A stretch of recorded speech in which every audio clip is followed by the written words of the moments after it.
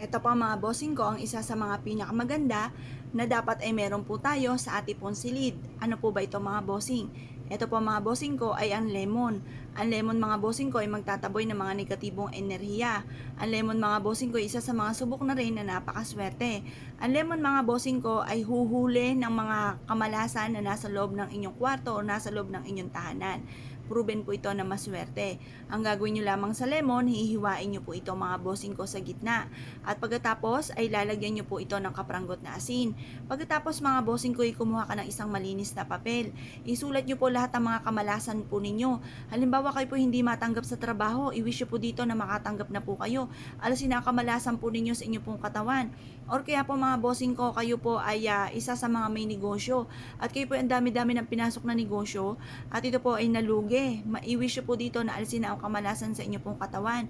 Kung kayo po hanggang ngayon ay single at parang napapaisip ka, bakit ganun? Anong problema sa inyo?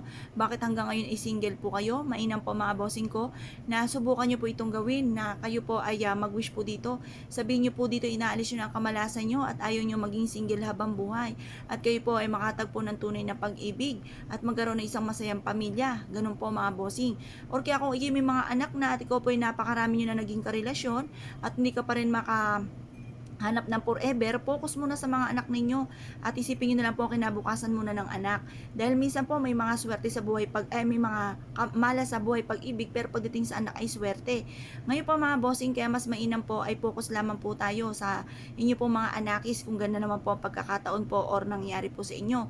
Ngayon po mga bossing, i-wish na todo-todo pagtapos ay tupiin at ilagay nyo po sa mismong gitna nito na ati pong hiniwa.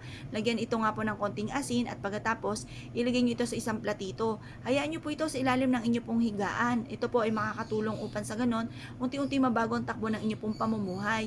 Bukod po sa inyo pong panalangin sa mahal na Panginoon, ay subukan nyo rin po ito. Dahil ito po ay makakatulong na maalis ko naman ang mga kamalasan ninyo, kung ano man po yung mga hinanain nyo sa buhay. Tutulungan ka rin ito mas maging fighter sa hamon ng buhay. Ito pong lemon mga bossing ay isa sa mga uri ng citrus na nagtataboy ng mga kamalasan at nag-a-attract ng swerte. Ito po mga bossing ko, i-mindset nyo na matapos nyo po itong gawin dahil makapangyarihan din ang ating isipan. I-mindset nyo na kayo po magiging matagumpay na at mawawala ng mga kamalasan po ninyo. Kasi kapag yan po inisip po ninyo, yan nga po yung lalong nagaganap, lalo pong tumitindi ang mga kaganapan. Kaya i-mindset nyo na simula na ngayon ay hindi na kayo muling mamalasin pa. Ngayon pa mga bossing, ko kayo po naniwala at nais po itong gawin, huwag na po kayo magpatumpik-tumpik pa. Kayo po ay mag-wish na. Pero ang pag-wish nito at pagsusulat ng mga wishes ay dapat nakaharap ka sa may silangan. At kayo po ay positive lamang. Kailangan ang nasa isipan po ninyo, kayo po ay suswertein at kailanman hindi na kayo mamalasin pa. Proven po ito na napakaswerte basta't may 100% kang paniniwala sa mga gatong mga pamamaraan.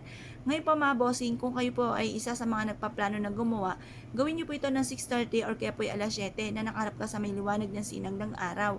At pagkatapos habang sinusulat po ang lahat ng mga wishes, at pagkatapos ay ibilad to hanggang alas 8. Makalipas ang alas 8, ilagay niyo na po ito sa ilalim ng inyo pong higaan. Ang dulot po nito mga bossing ko ay mapapasin ninyo na kayo po parang lagi na lamang sinuswerte sa pamamagitan ng ganitong mga pamamaraan. Kaya kung kayo pinaniwala mga bossing, asya mga bossing, good luck po sa ipo lahat.